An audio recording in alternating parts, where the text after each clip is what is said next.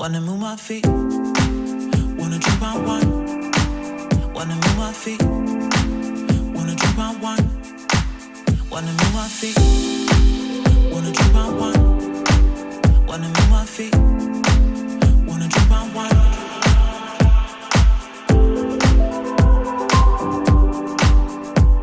How you doing, guys? Chris at Dentless Touch, back again with another paintless dent repair video. This time around we have a Audi Q7. I believe it's a 2018.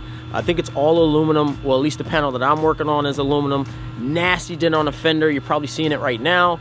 I wasn't going to record this repair, but I thought it might be best to just show you the process. It is a extremely challenging dent for me. And I really wanted you guys to see this process. I think it should be very informative for anybody that's looking or has damage like this. So I'll bring you along. This is going to probably be more of a voiceover. I want to thank you guys for watching. We're almost at 20,000 subs. Maybe watching this video, we're at 20,000 subs. So I want to thank you guys for all the support, and let's get to the repair.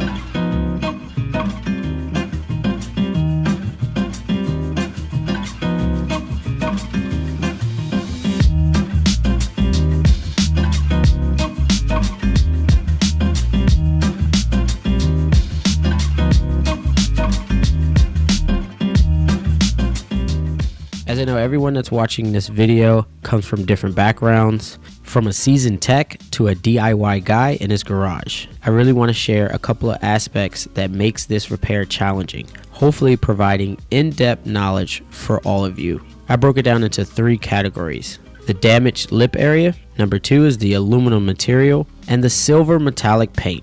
Damage around the lip or edge of a panel creates a fair amount of complexity, mainly because that's where the panel receives its rigidity from the initial stamping, and any significant damage to those areas may warrant unrepairable. But there are techniques to restore those areas back to its original shape and stability, as you will see. Now let's talk about the second aspect, the aluminum material that is used to make this fender. Now, I don't want to bore you with the studies and manufacturer processes and grade, but I want to summarize a study that the ASA and the National Alliance of Paintless Dent Repair Technicians administrated.